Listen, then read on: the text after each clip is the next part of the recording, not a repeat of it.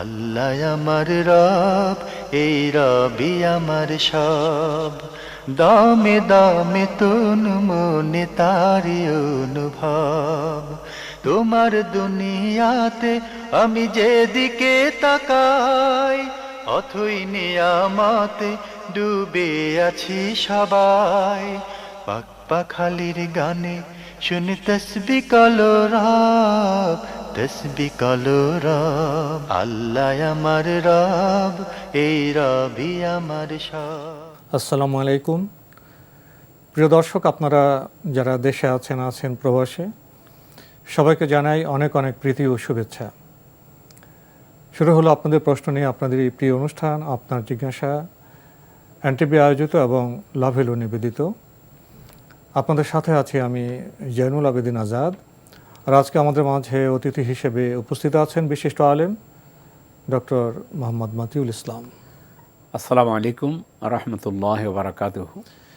প্রিয় দর্শক, চলুন তাহলে জিজ্ঞাসার জগতে। শুরুতে একটি চিঠি পাঠিয়েছেন নীলুফার হোসেন, ঢাকা থেকে। লিখেছেন, 2 রাকাত সুন্নত নামাজে শেষ বৈঠকের পর সালাম না ফিরিয়ে দাঁড়িয়ে আবার সূরা শুরু করার সময় মনে হলো আমি ভুল করেছি, তখন কি করা? বিসমিল্লাহ, আলহামদুলিল্লাহ, ওয়াসসালাতু ওয়াসসালামু আলা রাসূলিল্লাহ ওয়া বাদ। এটা যদি ফরজ সালাত হয় তাহলে সুন্নত বলেছেন, তারপরও বলে রাখতেছি আর কি। ফরজ সালাত হলে যেমন ফজরের সালাত 2 রাকাত, আপনি 2 রাকাত পড়ে তাশাহুদ পড়ে মনের অজান্তে 3 রাকাত দিকে দাঁড়িয়ে গেছেন, তাহলে আবার ফিরে আসতে হবে। এসে তাশাহুদ পড়ে নামাজ শেষ করবেন। এবং যদি একেবারে দাঁড়িয়ে যান তাহলে এই জন্য আপনাকে সেজদায়ে সাহু করা লাগবে। কিন্তু সুন্নত নামাজ যদি হয়, 2 রাকাতে নিয়ত করেছেন, তৃতীয় রাকাতের দিকে উঠে গিয়েছেন, এমন যদি হয় যে উঠতেছিলেন তাহলে বসে যাবেন। বসে তাশাহুদ তো শেষ হয়েছে, সালাম ফিরাবেন। আর যদি একবার দাঁড়িয়ে যান তাহলে 2 রাকাতে নিয়ত করলো, যেহেতু নফল সালাত, এই জন্য আরও 1 রাকাত মিলিয়ে 3 রাকাতের সাথে আরও 1 রাকাত মিলিয়ে মোট 4 রাকাত পড়ে সালাত আদায় করতে পারেন, ইনশাআল্লাহ কোনো অসুবিধা হবে না। লিখেছেন, পাশাপাশি 2 ফ্ল্যাটে ভাড়াটে হিসেবে হয়তো অল্প সময় কখনো বা বেশি সময় থাকা হয়, এক্ষেত্রে কি স্থায়ী প্রতিবেশীর হক পালন করবে? হ্যাঁ, প্রতিবেশীর হক তো যতক্ষণ থাকে আপনার কাছে আছে ততক্ষণ চেষ্টা করবেন প্রতিবেশীর হক যতটুকু সম্ভব হক আদায় করার জন্য।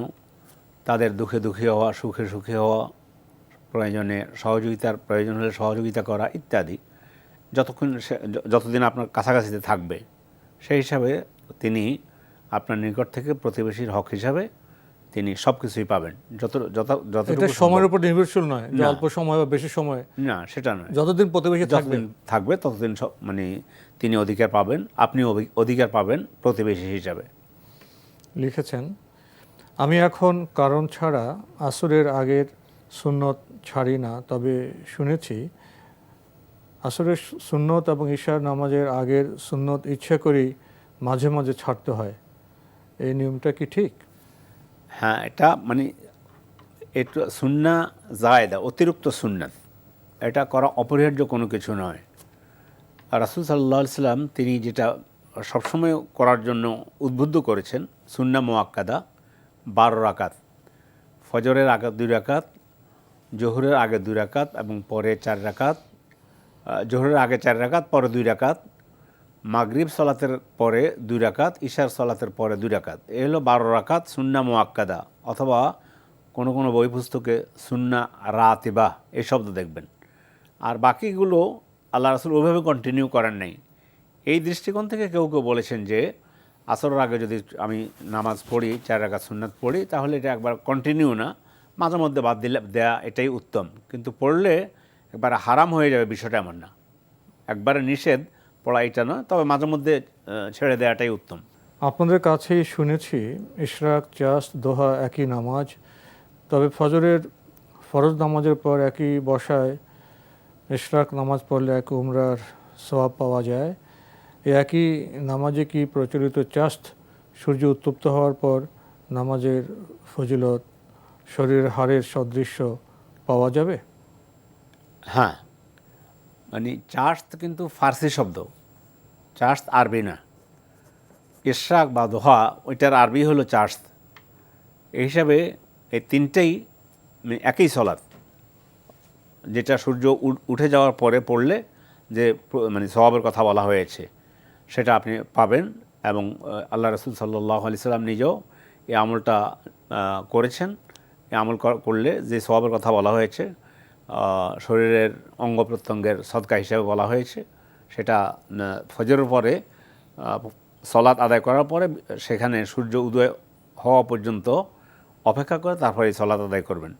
আসরের নামাজ পড়তে দেরি হলে রাস্তায় হয়তো আটকে আছি, তখন নামাজের আগে কি সন্ধ্যার জিকির পড়ে নেওয়া যাবে?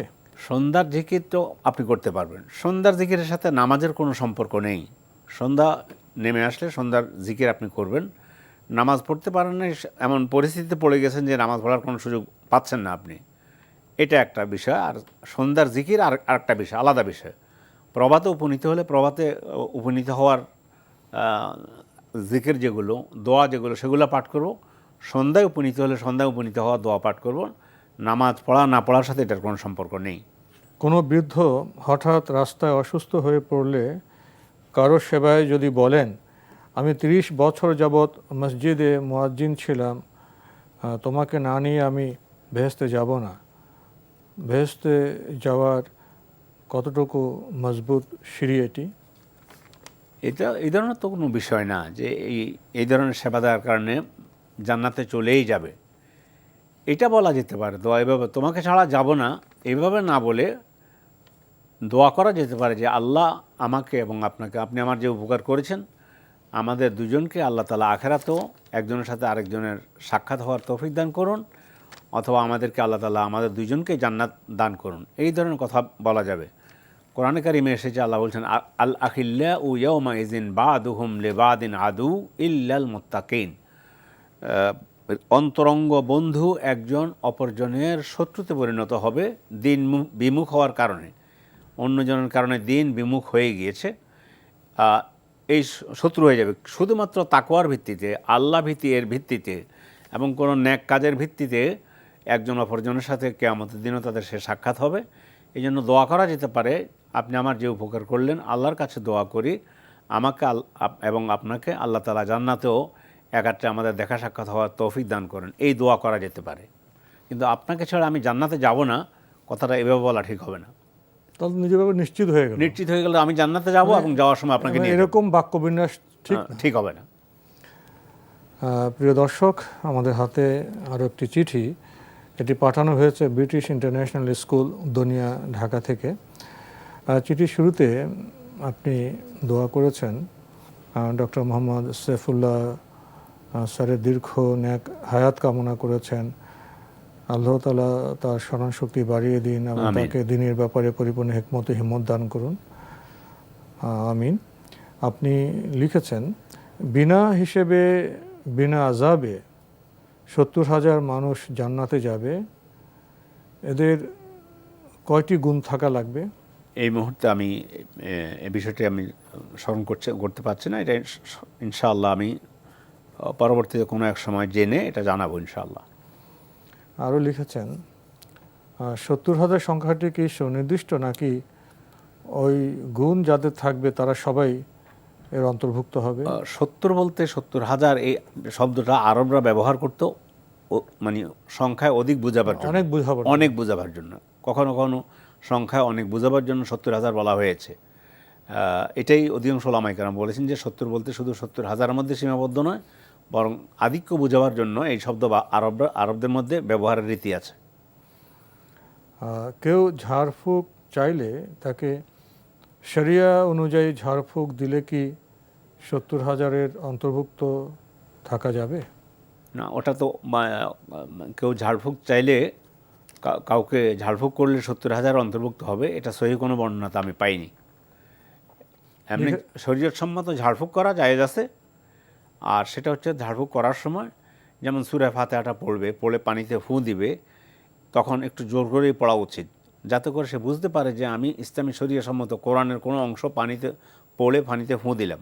অথবা তার গায়ে যদি ফুঁ দিতে হয়, অথবা পানি পড়ে দিতে হয় অথবা মানে তৈল পড়ে দিতে হয়। তো এই অবস্থায় শরীয়তি ঝাড়ফুঁক হচ্ছে এটা যে একটুখানি জোরে, যেমন সূরা ফাতিহা পড়বে আলহামদুলিল্লাহ রাব্বিল আলামিন, যাতে করে যাকে ঝাড়ফুঁক করা হচ্ছে সেটা তিনি না শুনতে বুঝে পান। শুনতে পায়, যাতে করে বুঝতে পারে যে আমাকে কোরআন দিয়ে ঝাড়ফুঁক করা হচ্ছে। আপনি আরও লিখেছেন, একজন বলেছেন এরা ঝাড়ফুঁক নেয় না, বাট আমরা তো অনেক সময় হুজুরের কাছে সুন্নাভিত্তিক ঝাড়ফুঁক নিই, সেই 70,000-এর বিষয়। হ্যাঁ, চার্জ তো বৈধ বিষয়, তাই না? জি, চাইলে নিতে ইসলামিক পারেন। ঝাড়ফুঁক বৈধ, নেওয়া যাবে। তো এটা নিলে কেউ 70,000 অন্তর্ভুক্ত হবে না, বিপরীতে চলে যাবে, এরকম তো ধারণা না, করা যায় না। এই ধরনের কোনো সহিহ সুন্নাত আমি পাইনি। আপনি আরও লিখেছেন, আমি শুনেছি এই 70,000 লোক কারো কাছে কিছু চায় না, বাট আমরা তো মায়ের কাছে খাবার, বাবার কাছে টাকা, ডাক্তারের কাছে ওষুধ চাই। না, এগুলো যেগুলো বলেছেন এগুলো কোথাও সহিহ সুন্নাহর মধ্যে এই ধরনের কথাগুলো আসেনি। লিখেছেন, প্রশান্ত আত্মা পেতে চাইলে সীমা লঙ্ঘন করা যাবে না, এর ব্যাখ্যা কি? আত্মাকে বাড়াবাড়ি ও সীমা লঙ্ঘনের উদাহরণ দেবেন দিনের ভিতরে?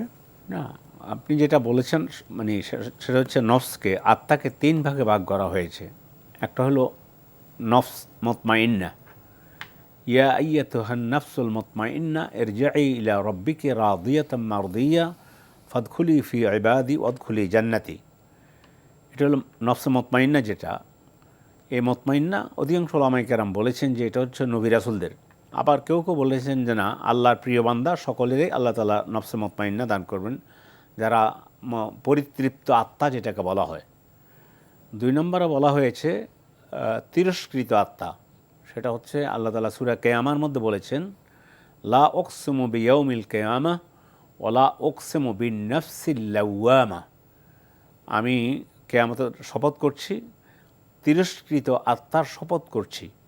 এটাও ভালো, মানে কোনো অন্যায় কাজ করলে নিজে আবার লজ্জিত হয়ে যাওয়া, আল্লাহর কাছে ফিরে আসা, তাওবা করা, এটা হলো তিরস্কৃত আত্মা। এই আত্মাও ভালো, আলহামদুলিল্লাহ, এটাও আমাদের থাকা চাই। আরেকটা হচ্ছে অন্যায়ের উপরে অবিচল থাকা, নফসে আম্মারা যেটা বলা হয়েছে সূরা ইউসুফের মধ্যে। ইউসুফ আলাইহিস সালাম বলছেন নফসে আম্মারা সম্পর্কে, লা মা উবাররিউ নাফসি ইন্নান নাফসা লা আম্মারাতুম বিসু। এখানে বলা হয়েছে নফসে আম্মারার কথা। এটা হচ্ছে যে আত্মা অন্যায়ের উপরে অটল অবিচল থাকে, সে আত্মা থেকে আমাদেরকে পরিত্রাণ চাইতে হবে। মন্দ আত্মা, মন্দ আত্মা যেটা অন্যায়ের উপরে একবারে প্রতিষ্ঠিত থাকে, অন্যায়কে সে ভালো মনে করে, এই ধরনের আত্মা থেকে আল্লাহ আমাদেরকে হেফাজত করুন। এটা হলো অত্যন্ত নিকৃষ্ট, এবং কেউ কেউ বলছে যারা আল্লাহর উপরে ঈমান নেই তাদের আত্মার অবস্থা এটা বলেছে। আপনি যে লিখেছেন যে প্রশান্ত আত্মা সীমা লঙ্ঘন করবেন, এটা ঠিকই তো, যিনি সীমা লঙ্ঘন করবেন তিনি প্রশান্ত আত্মা অধিকারী হতেই পারেন। জি, লিখেছেন, কিয়ামতের দিন ধৈর্যশীলদের ছোট একটা দল হবে, এরা কারা, যাদের আল্লাহ তাআলা প্রথমেই জান্নাতে চলে যেতে বলবেন? 1 নম্বর হয়তো নবী রাসূল সকলেই হবে নিষ্পাপ। তারা মানে সকলের আগে সর্বপ্রথম জান্নাতে যাবে আমাদের নবী মুহাম্মদ সাল্লাল্লাহু আলাইহি সাল্লাম। তো এইভাবে সকল আম্বিয়া আলাইহিমুসসালাতু ওয়াসসালাম যারা, তারা নিষ্পাপ ছিলেন, তারা সর্বপ্রথম জান্নাতে প্রবেশ করবেন। এটাই মানে, তারপরে আল্লাহর প্রিয় বান্দা যারা ছিল তারা পরবর্তীতে তারা জান্নাতে প্রবেশ করবে। অনেকে আল্লাহ কোনো হিসাব ছাড়াই তাদেরকে জান্নাত দিয়ে দিবেন। এটা হলো মানে যাদের প্রশান্ত আত্মা, এবং তাদের কথা বলা হয়েছে। লিখেছেন, 7 শ্রেণীর মানুষকে আল্লাহ তাআলা হাসরের মাঠে আরশের নিচে ছায়া দেবেন। 7টা বৈশিষ্ট্য কি একজনের মধ্যেই থাকতে হবে না, আরশের নিচে ছায়া পেতে চাইলে? না, একজনের মধ্যে না। এটা সহিহ হাদিস, সাবাতুন ইউযিল্লুহুমুল্লাহু ইয়াওমা লা যিল্লা ইল্লা যিল্লু। 7 ব্যক্তিকে আল্লাহ তাআলা কিয়ামতের দিন তার আরশের নিচে ছায়া দিবেন, যেদিন সে তার আরশের ছায়া ব্যতীত অন্য কোনো ছায়া থাকবে না। তার মধ্যে যেমন 1 নম্বর ইমামুন আদেল, ইনসাফকার শাসক, ন্যায় বিচার করেছে শাসক, এসে ন্যায় বিচারকারী শাসক। প্রত্যেকের মানে একটাই 7টা গুণেই একজনের মধ্যে থাকতে হবে এমনটি না, বরং যে কোনো একটা গুণ থাকলে আল্লাহ তাআলা সে একটা গুণের কারণে তাকে আল্লাহ তাআলা তার আরশের নিচে ছায়া দিবেন। তার মধ্যে একজন যেমন ন্যায়পরায়ণ বাদশা, শাসক।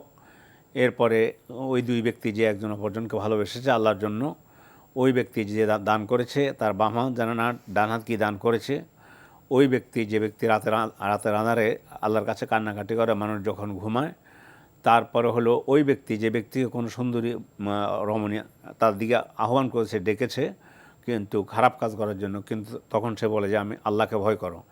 এই সমস্ত গুণাবলী লোকেদেরকে আল্লাহ তাআলা তার আরশের নিচে ছায়া দিবেন, কিন্তু 60টাই একজনের মধ্যে থাকতে হবে এটা নয়। আমরা জানলাম প্রিয় দর্শক, এবার আমাদের হাতে আরও একটি চিঠি। এটি পাঠানো হয়েছে হক বেকারি, দক্ষিণ দুনিয়া, ঢাকা থেকে। আগের চিঠি অনেক প্রশ্ন পাঠিয়েছেন একই চিঠিতে। লিখেছেন, অনেকে বলেন সহিউল বুখারী, সহিউল মুসলিম এই দুই গ্রন্থের সব হাদিস সহি। এই দুই গ্রন্থকে একাত্রে আস-সহিহান বলা হয়, দুই সহি গ্রন্থ। বুখারী এবং মুসলিম এ দুটো গ্রন্থ, আরবিতে একটা কথা আছে এভাবে, আমাদের উম্মত একমত হয়েছে, আসাহুল কিতাব বাদা কিতাবিল্লাহ আজ্জা ওয়াজাল আস-সহিহুল বুখারী। আল্লাহর কিতাবের পরে মুসলমানদের সবচেয়ে প্রণিধানযোগ্য, নির্ভরযোগ্য কিতাব হচ্ছে বুখারী, এবং বুখারীর পরে হলো মুসলিম শরীফ। তো কোরআনের পরে হাদিস হিসাবে এই দুইটা হাদিস গ্রন্থের মানে সবচেয়ে বেশি গ্রহণযোগ্য এবং অথেন্টিক, এবং এই দুই গ্রন্থের হাদিসগুলো সবচেয়ে বেশি সহিহ। কোরআন তেলাওয়াতের সময় হঠাৎ আর পড়তে ইচ্ছে না হলে আর পড়তে হয় না, এমন বক্তব্য কি সঠিক? হ্যাঁ, যদি আসলে তো কোরআন পড়তে আপনি পড়বেন, কোরআনে আত্মতৃপ্তি লাভ করা হয়, কোরআনের মাধ্যমে আত্মার মধ্যে প্রশান্তি আসে। এখন আপনি বসে পড়া শুরু করেছেন, একবারে আপনি জোহর পর্যন্ত পড়বেন, এ সময় স্বাভাবিকভাবে সীমাবদ্ধতা আছে, পরিশ্রান্ত হয়ে যাবে। হ্যাঁ, তবে তখন যদি আপনি পড়া বাদ দিয়ে দেন কোনো অসুবিধা হবে না এবং কোনো পাপ হবে না ইনশাআল্লাহ। এটা তো ইসলামের তো সৌন্দর্য এরকম, ইসলাম বাড়াবাড়ি করতে বলে না এবং তার সামর্থ্যের বাইরে যেতে বলে না। আল্লাহ মানুষ কাছ থেকে তার সামর্থ্যের বাইরে ইবাদত তো আশাও করে না। লিখেছেন, একজন বুড়ি তার মেয়েকে দুধে পানি মিশিয়ে বিক্রি করতে বলেছিল। মেয়েটি বলল, আর কেউ না দেখলেও আল্লাহ তাআলা তো দেখবেন। এই কথা শুনে ওমর রাদিয়াল্লাহু তাআলা আনহু তার ছেলের সাথে ওই মেয়েটির বিয়ে ঠিক করলেন। এমন ধরনের ঘটনা কি ঠিক? হ্যাঁ, ইতিহাসে এটা এসেছে, এই ঘটনাটা ঠিক ঘটনা এবং এটা সহিহ ঘটনা। জি। লিখেছেন, যারা ইবাদতে জ্ঞান রাখা, ইবাদতের আহকাম জেনে ইবাদত করেন, হালাল হারাম সম্পর্কে ধারণা আছে, তারাও আবেদ যোগ আলেম। প্রশ্ন হলো, এরা কি নবী রাসূলদের ওয়ারিস? হাদিসে বর্ণিত আলেমদের সব ফজিলত কি এরা পাবেন? আল উলামা ওয়ারাসাতুল আম্বিয়া, আলেমরা নবীদের ওয়ারিস। আম্বিয়া লাম ইউয়ারিসু দিনারাম ওয়ালা দিরহামা, তবে ওয়ারিস বলতে টাকা পয়সা দিয়ে নয়, জায়গা জমি দিয়ে ওয়ারিস নয়, সম্পদের ওয়ারিস নয়। ইনামা ইউয়ারিসুল ইলমা, ওয়ারিস হচ্ছে এলেমের। নবী রাসূল কোরআন এবং সুন্নাহর জ্ঞান যার নিকট যত বেশি থাকবে, সেই ব্যক্তি তত বেশি আল্লাহ রাসূলের ওয়ারিস, নবী রাসূলের ওয়ারিস। এটা হলো এলেমের দিক থেকে, যার কাছে যত বেশি সহি এলেম আছে তিনি তত বেশি অনেক বড় মাপের আলেম, এবং তিনি তত বেশি সম্মানিত ওয়ারিস। লিখেছেন, আমাদের দেশের অনেক আলেম বেদাতি ও অনেকে কিছু শিরকের সাথে জড়িত আছেন। এদের সম্পর্কে কতটুকু সম্মান পোষণ করা যাবে? সম্মান প্রদর্শন করুন, কিন্তু বেদাত যেটা বলেছেন, আমরা বেদাতি কাজ করব না। বেদাতি কাজ করার যে ব্যক্তি বেদাতি কাজ করে সেই ব্যক্তি সম্পর্কে তো আল্লাহ রাসূল বলছেন, মান আহদাসা ফি আমরিনা হাযা মা লাইসা মিনহু ফাহুয়া রাদ্দুন। যে ব্যক্তি আমার এই দিনের মধ্যে কোনো কিছু অতিরঞ্জন করে কোনো কিছু করবে, সেটা পরিত্যাজ্য হবে। এবং বেদাতি কর্মকাণ্ড যে করে তাদের শেষ পরিণতি জাহান্নাম বলা হয়েছে। এরপরে হলো শিরক যে করে, কোনো ব্যক্তি যদি করে, তাহলে তার বিশেষ করে শিরক যদি করে, তাহলে শিরককে আল্লাহ তাআলা কোরআনে কারিমে নাপাক বলেছে, ইন্নামাল মুশরিকুনা নাজাস, মুশরিক অপবিত্র। কিন্তু আমরা মানুষ হিসাবে আচার ব্যবহারে ভালো সুন্দর আচরণের মাধ্যমে তাকে তার শিরকের মধ্যে যে লিপ্ত আছে এগুলো বুঝিয়ে দেওয়ার চেষ্টা করব। সেখানে আমরা রুক্ষ হব না, কারোর প্রতি খারাপ আচরণের মাধ্যমে, সুন্দর আচরণের মাধ্যমে। উদউ ইলা সাবিলি রব্বিকা বিল হিকমাতি ওয়াল মাউইজাতিল হাসানা, আল্লাহর পথে আহ্বান করো বিল হিকমা, হিকমতের সাথে, প্রজ্ঞার সাথে, জ্ঞানের সাথে, কোরআন সুন্নাহর আলোকে। এবং সুন্দর আচরণের মাধ্যমে, সুন্দর বাণীর মাধ্যমে মানুষকে মানে দিনের পথে আহ্বান করো। আমরা রুল হব না। আল্লাহ রাসূল সাল্লাল্লাহু আলাইহি ওয়াসাল্লাম তিনি বলেছেন, ইন্নাল্লাহা ইউতি আলা রিফকি মা লা ইউতি আলাল উনফ। আল্লাহ রাব্বুল আলামিন তিনি যদি কোনো ব্যক্তি রুল আচরণ না করে সুন্দরভাবে কমলতার মাধ্যমে আল্লাহর দিকে ডাকে, ইন্নাল্লাহা ইউতি আলা রিফক মা লা ইউতি আলাল উনফ। আল্লাহ দান করেন ব্যক্তিকে কমলতার মাধ্যমে যদি কথা বলে, আচার আচরণ করে, এটার জন্য যে সওয়াব দিবে, মানে রুল হয়ে মানে কঠিন ভাষায় কাউকে দাওয়াত দিলে সে তার চাইতে মানে কম সওয়াব, বেশি সওয়াব পাওয়া যাবে যদি সুন্দর আচরণের মাধ্যমে মানুষকে ডাকা হয়। আমরা জানলাম প্রিয় দর্শক। তো সময়ের কারণে আমরা আজকে আর প্রশ্ন নিতে পারছি না, এখানে শেষ করতে হচ্ছে। আপনাকে অনেক ধন্যবাদ। ধন্যবাদ আপনাকেও। প্রিয় দর্শক, আমরা এতক্ষণ দেখছিলাম এনটিভি আয়োজিত এবং লাভ হলো নিবেদিত অনুষ্ঠান আপনার জিজ্ঞাসা। আমাদের অনুষ্ঠান আপনারা এনটিভি অনলাইনেও দেখতে পারবেন। ভিজিট করুন www.ntvbd.com। এছাড়া ইউটিউবে এবং আমাদের ভেরিফাইড ফেসবুক পেজে অনুষ্ঠান দেখতে পারবেন।